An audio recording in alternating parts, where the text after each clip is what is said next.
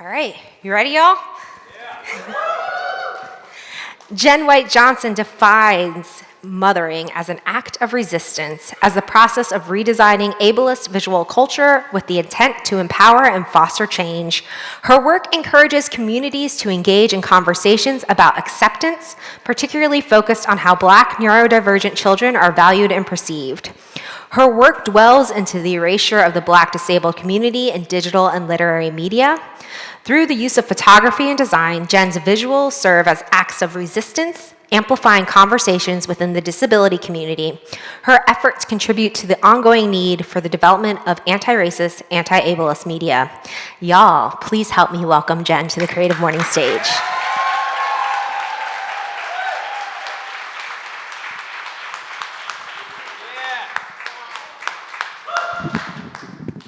Oh my goodness. My homies, what's up? My homies! Oh my God, this is so, wow. Y'all are so beautiful, seriously. I'm a little verklempt at the moment. I really appreciate y'all. Like, you could have been anywhere else this morning. I'm not a morning person. Dropped the kid off at school, then I hit the snooze button. So it means amazing. It means so much that you chose to be in this space and that you wanted to like share space with me. Like, it means so much, and it's been beautiful reconnecting with folks that I haven't seen in a minute. Some of my former students from Bowie State University are here. Oh my gosh. And then friends, comrades, colleagues, like this is just so dope. I'm just so grateful and thankful that y'all, again, are just open to just hanging out this morning. So welcome to Creative Mornings.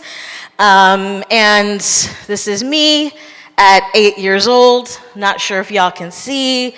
I'm in my uncle's backyard with my little yellow like fringe outfit on and my little white jelly shoes. And I'm kind of like, striking a little pose and slaying, even at 8 years old. And very like bright-eyed, bushy-tailed little autistic little girl living with like undiagnosed ADHD at the time. And so I'm just so honored to kind of, I just want to honor little Jen in that picture, and I want to love on her for a second. And so I always want to be able to just kind of hold space for like my little inner child that I always rely on to kind of get me through those little dark moments. I'm gonna move this out of the way here. I have a little clicker here, so my screen is my friend. I'm gonna be interacting with my screen today. Big shout out to the ASL interpreters that are up here alongside me, yes! Yes, it's all about accessibility. So what we can expect from this talk, and so a lot of layers, right? A lot of layers of just being Black, being Afro-Latina, being autistic, living with ADHD. There are so many layers to like how this body exists like within this space. And I'm here to just honor that being neurodivergent is being an amazing like multi-dimensional human being, and we have to hold space for like that authenticity of who we are. And so to be Black and autistic is to really exist in a space of profound complexity. And I wrote this statement. I always love to kind of like reassess like how I'm coming into the space and my positionality. And so it's a testament to the layered multidimensional worth of marginalized lives, right? And so we aren't just existing, and I say we because I believe we the people. We aren't just existing, we are a vibrant, undeniable force. So getting up this morning, walking into the space, like, being different, being disabled, it takes a lot of work, but we are a force to be reckoned with when you just let us take up that space. And so I really want to, I'm so happy that the theme of layers is like the vibe of this talk, and that we can kind of like really hold space for that. And I knew that I couldn't talk about layers unless I really was really comfortable like opening up like that, that I'm neurodivergent, because I feel like so many times we feel like we have to hide and we have to kind of mask like those elements of ourselves, and we have to separate who we are from like our creativity, but I know that everyone in this room, like we understand that our creativity like really like emboldens who we are, especially when we live in a different kind of existence, right? And so it's been a joy being able to kind of like embrace like this layer, and especially like the mothering element, right? Because I can't even really separate like who I am as like a mother to like my community, my mother, a mother to my son, and being a mother to like so many shoulders that I'm standing on. And so to be able to like boldly pronounce this and to like examine like these layers means like a lot. And so it's important to know too that 1.3 billion people on this earth have disabilities. So that's like 1 in 6. Yes, clap for that. So,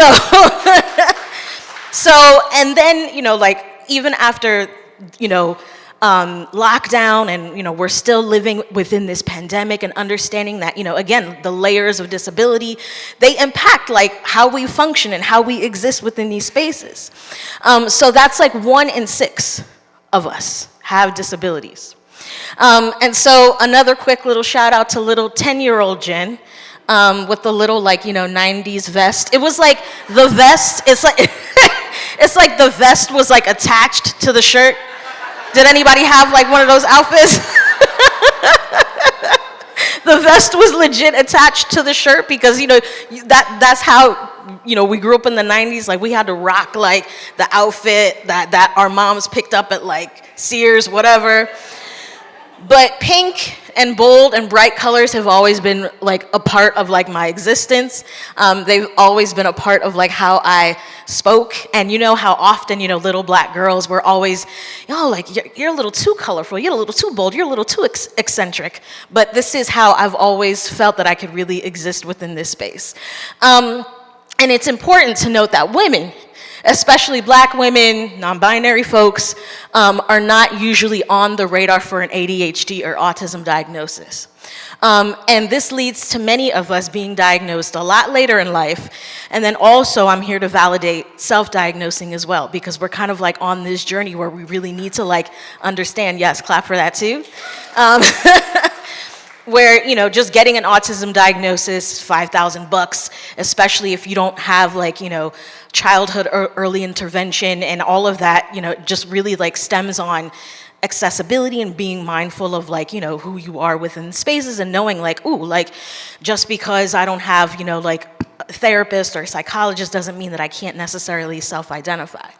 And so I never, even when I first started teaching, I never talked about my ADHD and my disability while I was in school and having anxiety attacks. I never disclosed it, and hiding it just really became a big, huge part of how I like chose not to like express myself, and it really became exhausting. So you see like the multi-layered Jen up here with like the little like brain heart that's kind of like floating and spaced out. Like, like when you're neurodivergent, you're kind of like amidst so many different emotions and so many different spaces. And so when I was in the 2nd grade in 1987, so that little kid that you saw in those early photos, I wrote a letter to myself. And I always really like to kind of, again, like hold space for, even at this young age, I was like looking for that validation. I was looking for worth and for value. And I'm gonna read this letter that I wrote to myself. I said, Dear Mrs. Yeaman, yeah, I'm gonna call you out. I don't know where you are today, but I know I'm bad all the time. And I know that I don't do good in math. And I'm a talking girl. And I know that you don't like me, and I know that I talk a lot, and well, you like me, right? And I have the word hate that I obviously like I scratched out, and I said, you like me, right? You do, don't you? And I'll always have a billion S's because we didn't have like the standard grades. It was like S for satisfactory, if y'all remember those days. Yes, I'm in the room with my people. So I know I have a billion S's on my report card. Next year I'll do better, and I promise that I'll do my work. And now, and you know why I'm writing this, because I may be in your class next year. So I'm literally using self-deprecating language about myself. But at the same time, I'm like holding this person accountable. Like this this white teacher, I'm like asking for her to really honor like this little black girl and all of her differences and all of her beauty.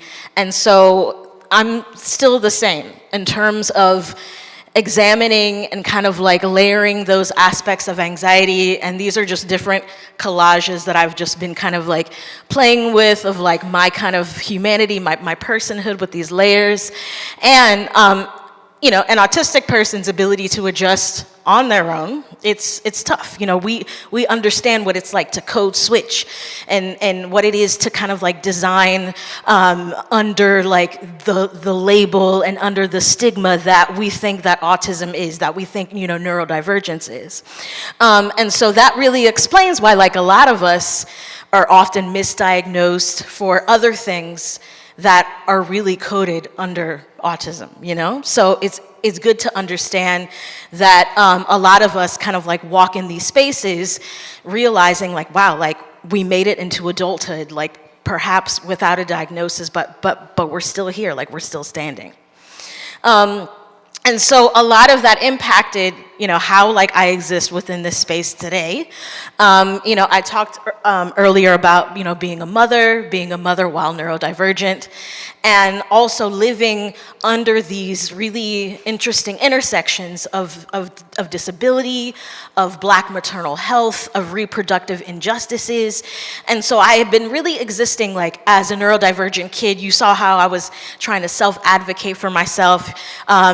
You know, I didn't really talk about undergrad and grad school as much because those were some really traumatic, interesting times where I felt misunderstood as an artist, and I was kind of like creating and layering and collaging a lot, and a lot of professors just really didn't understand like the process, and they really didn't understand like my perspective and where I was coming from, and I never really felt like, you know, this cookie cutter designer. I knew that's not who I was really meant to kind of be, right? But I was a little lost, you know, I was a little uneasy. And so teaching ended up being like a really beautiful space where I found like a sense of joy and a sense of value, and it was rewarding. And it's really interesting that when I first started teaching, I became a mother. And so it was a really crazy time because I was a part of that really harrowing statistic that, you know, the cause of maternal death among Black women, you know, the fact that we're 5 times more likely to die in childbirth, the fact that we're more likely to deal with so many different reproductive injustices due to pregnancy or due to wanting to actually birth children, you know, wanting to actually kind of like exist like in that role. It's a lot. 5 times more likely to deal with reproductive issues than white women. And so what you see here is a black and white photo of me like holding my son, Knox, who was only 2 pounds when he was born. This was in 2012. And I had only been, I wasn't teaching full time yet, but I was like very much like ingrained in like my students and wanting to kind of like be that light for them, you know? And then I really had to like look internally into understanding, okay, you know, he's dealing with these quote unquote developmental delays. What does that mean for me? Like as this kind of like, you know, masked, like, you know, coded, like neurodivergent person that wasn't really like engaging in these spaces like fully and authentically as me. Now I have a son who's very much like me, who he looks like his dad, but he's like, I mean, not that that's a bad thing. I mean, because you see he's beautiful, but it's like I'm looking at this person and I'm like, but you're still me, and you're still very much like a part of what I've created. And now I'm like faced with a reflection of like this joy that I thought that I had to hide, right? My entire life, that I thought no one understood, but he understood it, and I was able to understand him. And then in turn, we ended up realizing that we need to be able to kind of create like this really beautiful safe space of autistic joy, of love. And I was like, okay, this is 2012 when he was born, and there were no books, there was no literature, everything was cure-based, everything was very clinical, everything was very oppressive, nothing was focused on amplifying Black and brown autistic kids. So I really began to think about that, and I really began to think about the erasure. I really began to think about like the cultural just absence of what being Black and autistic, what that really looks like and what that means.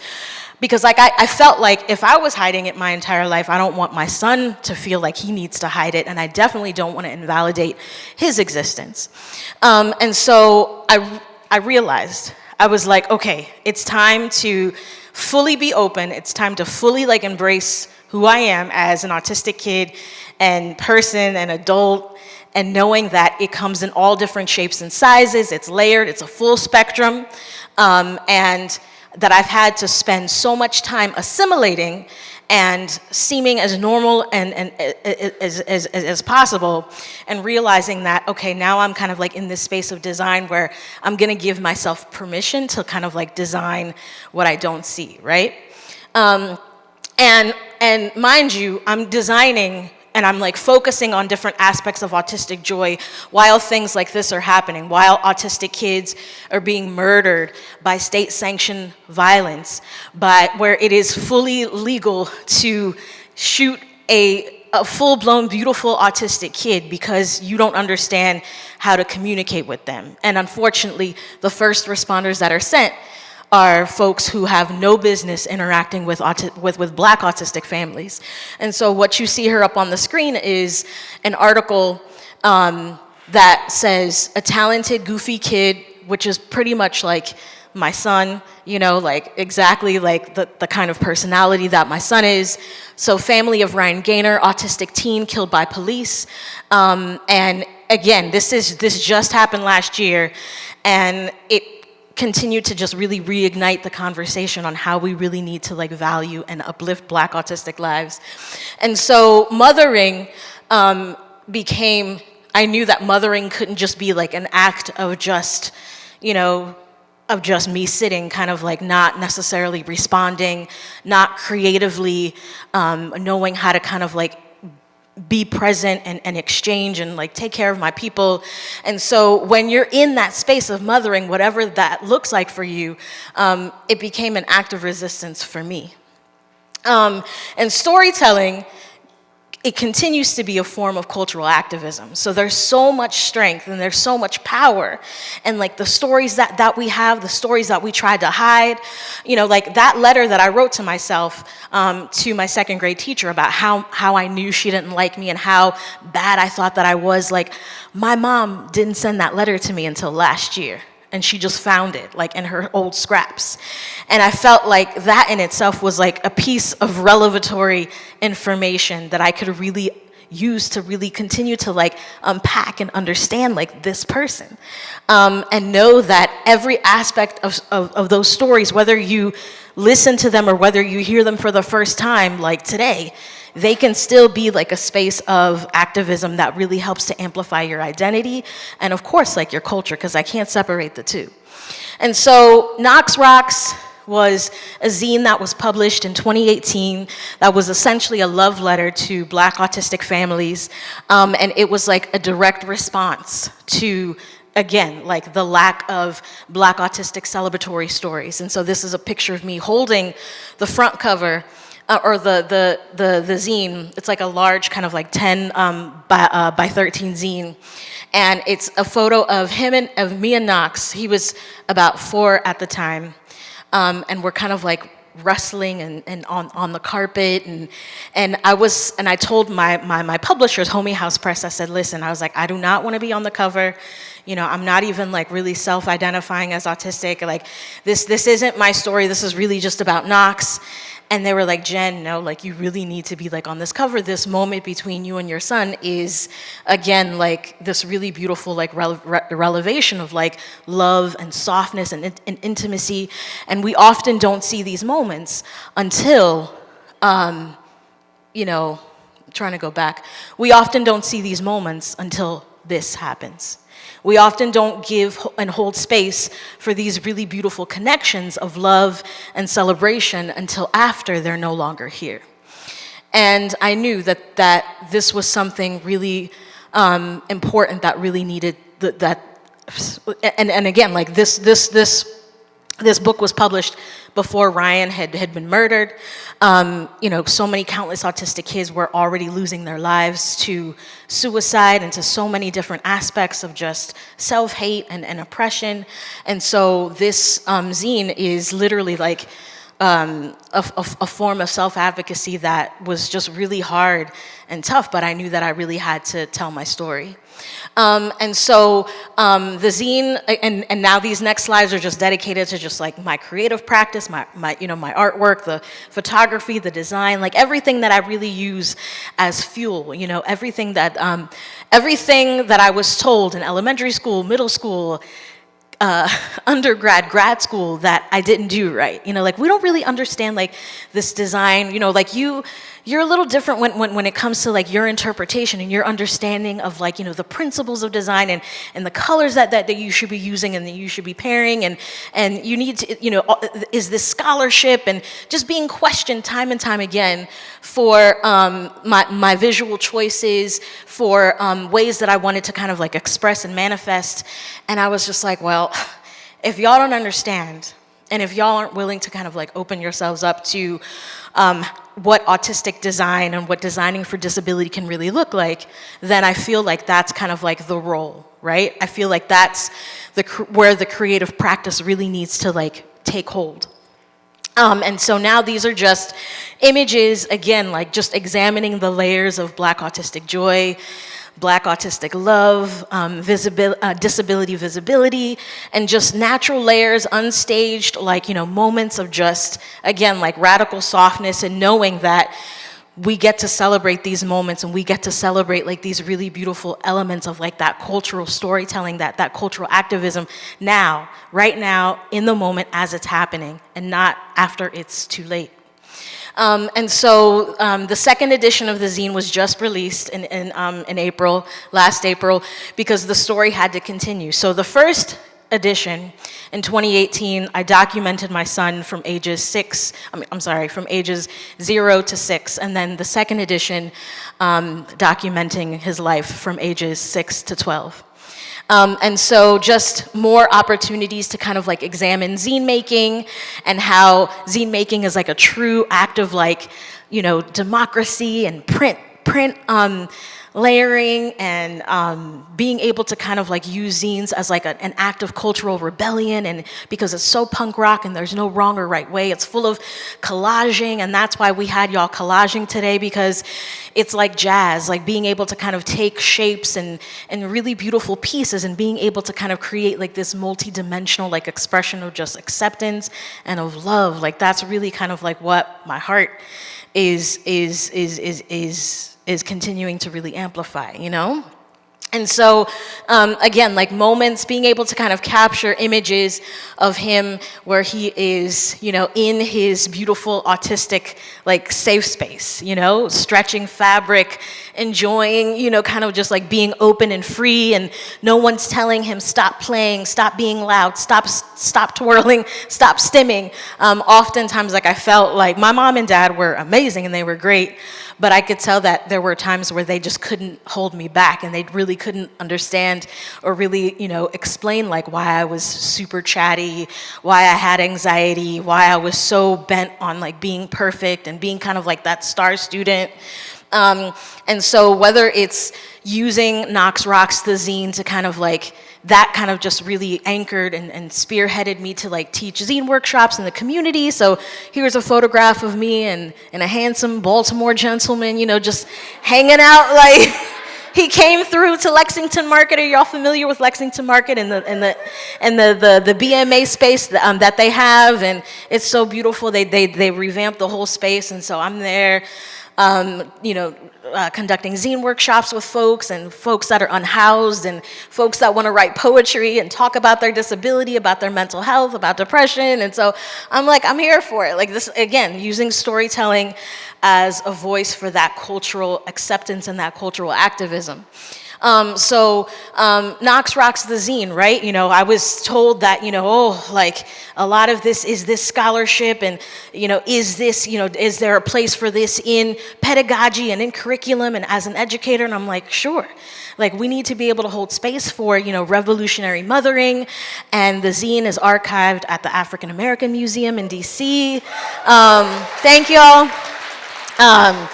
It's also archived at the Met in New York. So any educator, if you're a librarian, if you're like, you know, a student that's working with disabled kids, if you know, if you are just wanting to like, again, like see like a piece of like cultural kind of like the essence of just autistic love, like it's there, like archived there where you can just like, just look at it and view it. So here's a photo of Knox when he was 6, like looking through like the zine, and there's like a photo of him in front of the opening of the Smithsonian, the African American Museum in DC. And so it's just important to remember that accessibility, right, is an art form. You know, like they don't have, it's accessibility isn't just a logistical conversation, you know? This isn't, you know, having an ASL interpreter isn't just about logistics, it's about like disability love, right? And it's about being able to have multimodal ways of expressing and being able to make space for language justice. It's making sure that everybody sees reflections of themselves in everything that we want to create, right? So whether it's, you know, again, I was talking about like, you know, layers of like autistic mothering, layers of rest and happiness. So there's layers of care, there's layers of being a radical rester. And so in addition to like photo stuff, I'm always enjoying doing like traditional kind of design and typographic calls to action. There's, you know, the Autistic Joy series where I really understood that designing for neurodiversity really had to be, again, succinct with not necessarily curing a neurodivergent spirit, but really self-examining like what neurodivergent joy can be, right? And so a lot of my most favorite work is like non-commission based pieces. So none of these are like corporate based. Like I didn't come here for that. I was like, sure, I can show Target stuff and Coachella stuff and all of these fun things that I've been able to kind of do to kind of show up unapologetically Black and disabled. But these are my favorite projects that my kid and I were able to create together alongside each other. For those of you who've been following my work, and you know, like the multiple layers, it was really about examining and really showing and opening up like these different experiences, and how again, like you can look at this and feel like an essence, you know, like of your path that you never really thought about before. So again, making sure that, you know, the word autistic is actually written like in your face, that it's actually vibrant in design. So understanding that, you know, it's okay to say the word disabled. It's okay to kind of like infuse it into like the artwork that we're making and that we're creating. And so knowing that our differences should embolden us, right? We shouldn't shy away from those words, autistic and disabled, and we can be confident to like infuse them like into like our creativity, because that's where the community is really gonna see like reflections of themselves. And so being able to kind of, again, take images from that printed matter, like the Knox Rock zine, and being able to kind of amplify them at Photoville in New York, and it's like a huge like photo festival that takes over like the 5 boroughs in New York. And so under Brooklyn Bridge Park, I was able to install an entire Knox Rocks exhibition in a shipping container, and it was wrapped in, it was completely wrapped with the full like Knox Rocks retrospective. So ages 0 to 12, or ages 0 to 10, were a part of this exhibition. So, and then This Is Us. And again, like the work itself is really about community. Like I don't necessarily create this work so that it's just siloed like in a gallery.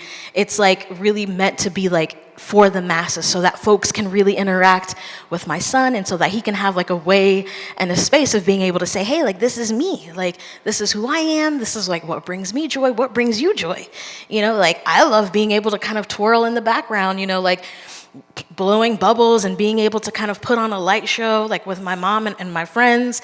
What do you like to do? So it was really important that he understood that the work was really about honoring like his humanity. And so that's why it's really important to kind of show like him interacting with friends when they're actually engaging with him and the work. And so lastly, I want to talk a little bit about like, well, why zines and why zines have been such a huge part of like kind of moving forward. Like when you're talking about like how can you use like your creative advocacy to really amplify, you know, like again, all of the stories that you felt like you couldn't really tell. And it kind of like connects back to that letter that I wrote to myself, right? The letter that that I wrote that where I was literally like self-deprecating myself. I was full of oppression and full of sadness. I was telling the teacher and letting her know that that I knew that I was different and that I knew that I was horrendous and horrible and not worth anything, right? And I felt like that's not the script that I want for my son to iterate to himself. That's not the script that I want for him to think that he needs to actually memorize and that he needs to recite as he's on his own journey, right? You know, his own journey outside of what myself and what his family and what we try to like, you know, emote to him and you're great, you're amazing, you know, speak life into yourself, because at the end of the day, if he's gonna feel like anxiety, if he's gonna feel pressure to be quote unquote normal, whatever that means, because there is no normal, I feel like it's my job to kind of use the moment to kind of, again, to flip that script and to kind of create a space where he can feel like he can actually use self-advocacy to really amplify those differences. So we use zine making to communicate with his teachers. We've been making these since kindergarten. I was designing them. And then as he got older, it was really about getting him to kind of self-author, you know, the way that he wants to be understood, right? So you guys familiar with IEPs and with how wild, yeah, y'all are my people, like how dense and how crazy they can be. I have an IEP meeting coming up next week, and we've already seen discrepancies, and we're already like, oh, no, this needs to change, this needs to change, we need to fix this.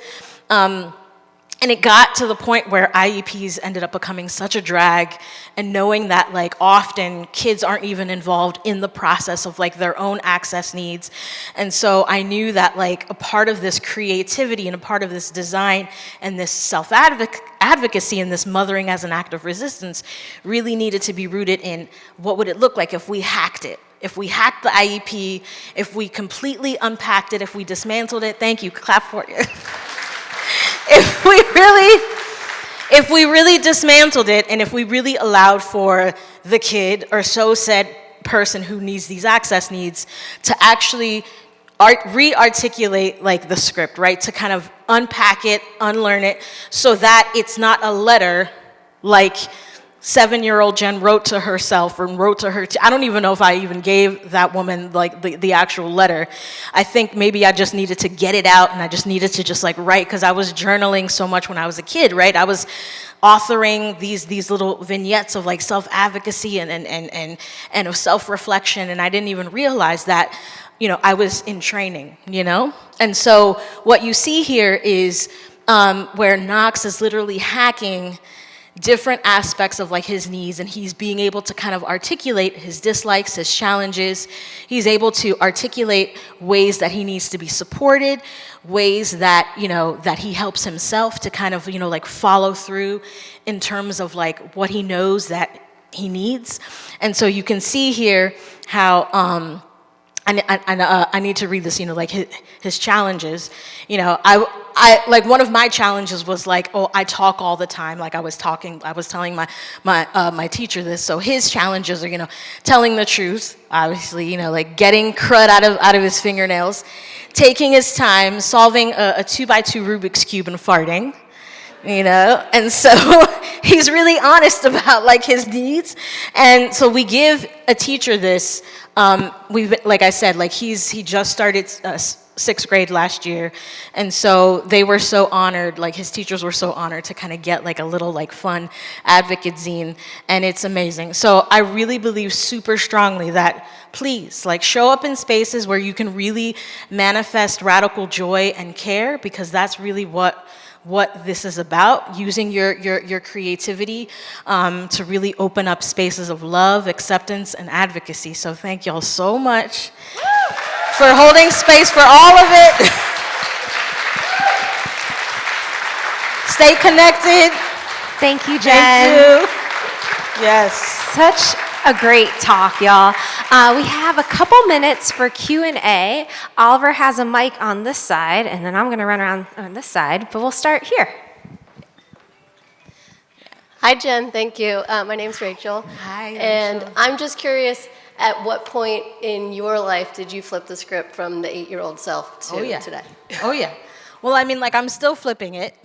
So, and I feel like I'm always going to want to flip it every day, because it's like, you know, being like neurodivergent, like you're constantly like reassessing like who this person is and who you have to be in different spaces. And so I feel like I like being able to kind of give myself those challenges of reassessing and reexamining and using language to kind of, you know, like reevaluate like the space of joy and love. And as I had said, it was really like when I became a mom, when I knew that I really couldn't like hide kind of like this aspect of like of myself that I knew that I had to really like just be honest about, which was like anxiety, which was about my own, you know, undiagnosed autism and ADHD. And then of course, you know, like, so in 2018, like that's when I began flipping the script. And then when he was diagnosed, that's when I was like, yeah, okay, like this script has to become like a constant, like finalized like stamp of justice. And then, you know, when 2020, you know, when we were on lockdown, like we, you know, that gave a lot of us like left our jobs, a lot of us, you know, like left friends, like, you know, a lot of folks were showing their true colors. And then, you know, even before the pandemic in 2016. And so I felt like there were so many different moments when I flipped it. But when I began to like care for someone, that's when I realized, okay, I'm caring for myself and for a whole other human. So I have to be honest with this body, because if I'm not holding space for, like you said, like flipping this script, how can I actually be there and advocate for other folks? So I hope that kind of like answers it a bit. Thank you for that question. That was a good question. Yeah. Who else? I saw another hand earlier. Even if it's just words of solidarity, affirmation, you know. Oh, here we go. I see a lot over of here, hands. over here. Good morning. Where am I looking? Tammy! I just Black want- collage is over there. There's a show up at Micah. Y'all go see it. Hey! I just realized I feel like we have never met in real life, so I just want to say thank you all for making this happen. And I want to say thank you because your radical self-acceptance has helped me to show up more authentically I in my love you. life. So I appreciate you. That means a lot. That means so much. Yeah, I love it. And thank you for affirming like that collage is like a space of safety and survival, and you know, I love just having like, again, like that camaraderie. Yep, I appreciate you. I love it. Oliver, did you have someone? Oh, okay. Yeah. And there's like some hands up in the front too. Hi, Jen. Hi. I wanted to thank you for all of your advocacy around Palestine and the way you've used your art to raise awareness Yes. and highlight everything going on in the last year and a half. Mm-hmm. What does that look like for you now and going beyond? I mean, I feel like we were advocating always. I mean, we've always been Black folks, Latino folks, we've been in solidarity with, again, like the marginalized, the folks who have been subject to genocide, to occupation, to relocation, to, again, and so I feel like that radical journey continues, and I feel like that solidarity will just continue, as it always has. So whether it's using art, activism, zine making, whether it's using storytelling to continue fueling like those stories, it continues. It continues. So teach-ins, like I said, like it continues to show up in my zine practice. I've already had folks ask me, are you gonna re-articulate language? Are you gonna cease? And now that I'm like, there's no ceasefire. Like people are still, very, dealing with a lot of various, picking up their lives, especially like disabled folks that are, living in like cyborg bodies where they're having to like readjust to getting different aspects of like access and healthcare. So I feel like the struggle, again, not of being disabled, but just the struggle of acceptance from like the community and society to kind of see you still like as like a beautiful soul. So I feel like there's still a lot to continue to amplify. So yeah, so I'm always open to what that looks like. Whether it's collaborating, designing, like the work continues just like it always has. Yeah, thank you for that question. Yeah. Hi, my name is Sally. I am a designer of like the built environment, so architecture, interior design. Yeah. My mom is a teacher, and she's always kind of read about the value of an autistic kid and how to, grow them. But anyways, as that relates to everything, what are some of built environment like spaces that you felt like your creative space blooms more than, something that's a little bit more like modern and contemporary? Yeah, I love that. Exactly. Quote. Yeah, you said it. We're here. Exactly. Because I'm like, right, because it's like, what spaces can we reconfigure and dismantle and remix, right? And so zine making and facilitating zine workshops, because I'm on a time constraint, couldn't dive into like the community building like part of my practice and creativity, but creating like those radical safe spaces of joy so that people can just kind of show up and see written material or see images that reflect them. So when I conduct zine workshops, like there are very structured like toolkits that contain disabled people, that contain amplificatory words, that really examine like disability, like the 10 principles of disability justice, whether it's making sure that the toolkits are printed in Braille, making sure that folks have access to like the digital toolkits too, as well as the printed toolkits. So, and it's worked. So folks showing up to like various art making workshops and seeing like, ooh, like I'm seeing the word disability, I'm seeing the word autistic. I can actually design like for like my life, for my lived experience. So I feel like folks will always remember like how you made them feel when they leave a space. And if they felt self-affirmed, then I feel like, why can't we translate that into like our billboards, into our museum gallery spaces? So, and I also do like curating. So the curatorial practice, like I show up and I'm making sure that disabled artists are like employed and hired, and then they can showcase their work. Like Make Studio Baltimore here. Yeah, y'all familiar? Yeah. Really beautiful like space. In DC, there's like Art Enables. There's so many really beautiful, and then Rise, and that meets at UB Blake, like another really beautiful space that works with like autistic kids. So for me, like those are like the change-making spaces, and we need to rely on their leadership and their perspective when it comes to what kind of environments and design spaces do we really want to like manifest and create? What kind of sensory space can we develop like from our perspective? Like what kind of colors, what kind of like language justice-based like words can we see with I like to focus very much on like the art and how people can kind of just feel like accepted and valued with like what they're reading, what they're kind of like ingesting. So yeah, I love that. That's an ongoing like, kind of like practice, but like, yeah, I'm collaborating with a lot of architects and museum designers. Like those are like my favorite people. So, yeah. Can y'all help me thank Jen? Yes.